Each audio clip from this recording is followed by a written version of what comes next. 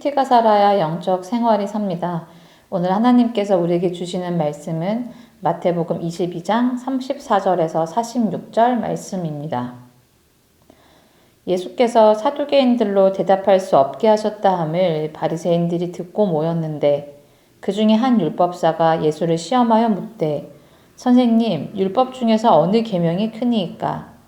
예수께서 이르시되 내 마음을 다하고 목숨을 다하고 뜻을 다하여 주 너의 하나님을 사랑하라 하셨으니 이것이 크고 첫째 되는 계명이요 둘째도 그와 같으니 내 이웃을 내 자신같이 사랑하라 하셨으니 이 두 계명이 온 율법과 선지자의 강령이니라. 바리새인들이 모였을 때에 예수께서 그들에게 물으시되 너희는 그리스도에 대하여 어떻게 생각하느냐? 누구의 자손이냐? 대답하되 다윗의 자손이니이다. 이르시되 그러면 다윗이 성령에 감동되어 어찌 그리스도를 주라 칭하여 말하되 주께서 내 주께 이르시되 내가 내 원수를 내 발 아래에 둘 때까지 내 우편에 앉아 있으라 하셨도다 하였느냐. 다윗이 그리스도를 주라 칭하였은즉 어찌 그의 자손이 되겠느냐 하시니 한마디도 능히 대답하는 자가 없고 그날부터 감히 그에게 묻는 자도 없더라. 아멘. 마태복음 22장은 예수님과 당대 종교 지도자들 사이에서 벌어진 치열한 공방전을 기록하고 있습니다. 여기에는 세금 문제, 그리고 부활의 문제, 가장 큰 계명에 대한 질문들이 계속 이어집니다. 성경은 이를 짧은 질문과 대답으로 기록하고 있어 자칫 가벼운 대화처럼 보일 수 있지만 그 내면을 들여다보면 하나님의 율법과 유대교의 전통의 근간을 흔드는 매우 중요하고도 심각한 주제들임을 알 수 있습니다. 요즘 우리는 영상 매체들을 통해서 여러 분야의 전문가들이 하나의 주제를 가지고 토론하며 논쟁하는 모습을 자주 보게 됩니다. 논쟁이란 결국 서로 다른 입장과 생각을 가진 사람들이 누가 더 명확한 근거와 논리로 자신의 정당성을 입증하느냐의 싸움입니다. 운동 경기처럼 점수가 나지는 않더라도 듣다 보면 어느 쪽의 주장이 더 설득력이 있는지 승부의 추가 어디로 기우는지 우리는 직감적으로 느낄 수가 있습니다. 그런 논쟁의 관점에서 본다면 마태복음 22장에서 예수님과 종교 지도자들의 이 논쟁은 예수님의 완벽한 승리였습니다. 각 논쟁이 끝날 때마다 성경은 공통적인 반응을 기록하고 있습니다. 가이사에게 세금을 바치는 문제에 대해 답하셨을 때 그들은 이 말씀을 듣고 놀랍게 여겼다라고 이야기를 하며 부활에 대해 논쟁하신 후에는 무리가 듣고 그의 가르치심에 놀랐다라고 이야기합니다.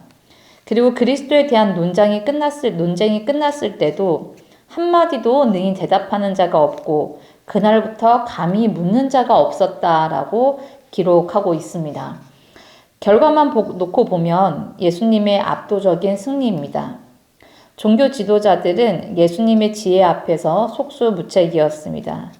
물론 그들이 할 말이 없어서 떠났다라는 것이 그들이 예수님의 제자가 되었다라는 말은 아닐 것입니다. 그러나 예수님은 성령님께서 주시는 하나님의 지혜로 그들이 이야기하는 것에 분명하게 하나님의 뜻과 마음을 전하셨습니다. 이 장면을 조금 더 자세히 들여다보면 질문을 던진 사람들의 불순한 목적이 좀 선명하게 보입니다.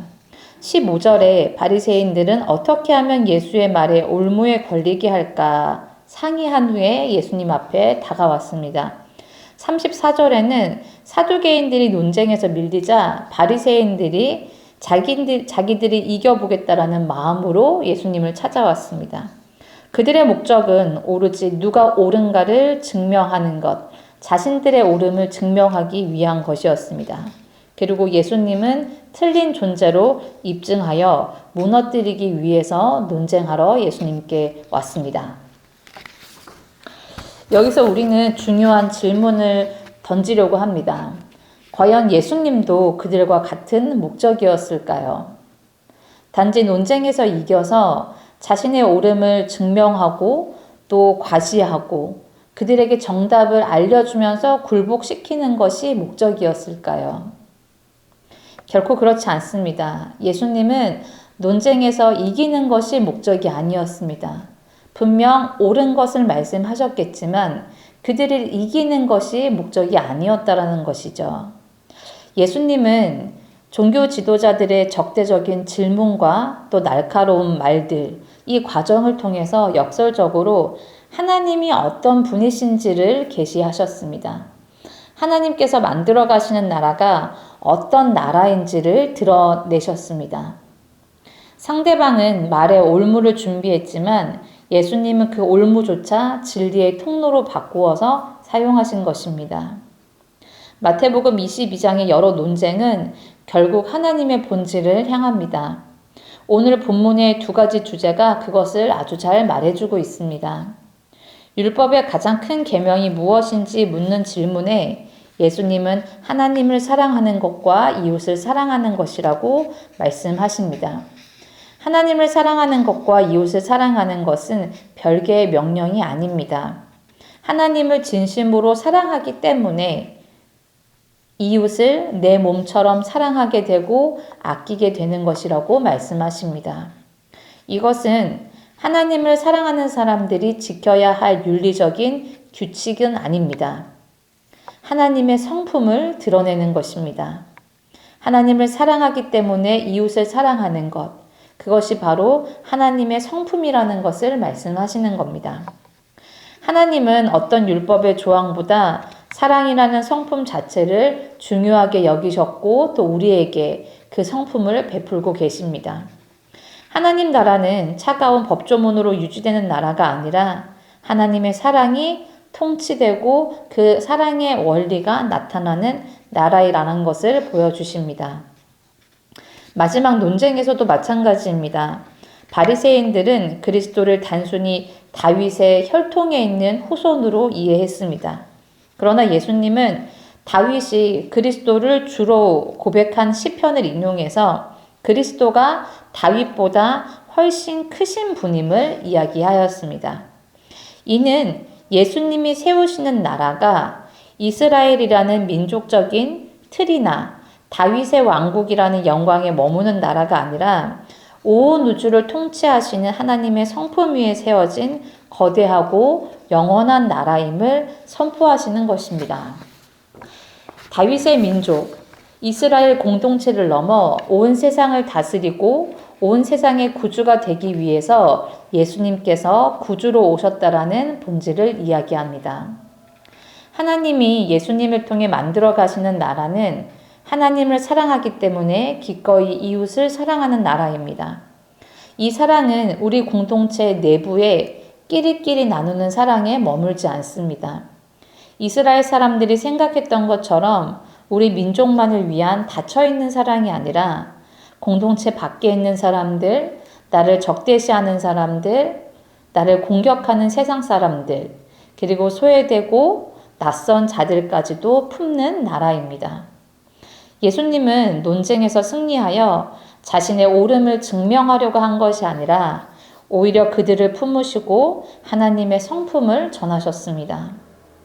우리가 말씀을 읽고 묵상할 때 단순히 무엇이 옳은가, 세상을 판단하고 다른 사람들을 판단하려는 목적이 아니라 하나님은 어떤 분이신지 알게 되는 하나님의 성품을 발견하게 되는 묵상이 되기를 축복합니다. 그리고 그 하나님이 어떤 분이신지, 그분이 꿈꾸시는 나라가 어떤 모습인지를 발견하고 그 발견한 모습대로 살아가는 성도가 되면 좋겠습니다. 우리가 하나님의 성품을 말씀에서 발견하듯이 일상에서도 발견하고 또 그 성품을 따라 이웃을 사랑하며 하나님 나라의 원리로 살아갈 때 우리가 딛는 발걸음마다 하나님이 기뻐하시는 하나님의 나라의 모습을 나타나게 하실 줄을 믿습니다. 오늘 하루도 만나는 사람들에게 또 특별히 믿지 않고 예수님을 모르는 사람들에게 논쟁에서 이기는 승리자가 아닌 하나님의 성품을 드러내는 성도로 사는 저와 여러분이 되기를 축복합니다. 기도하겠습니다.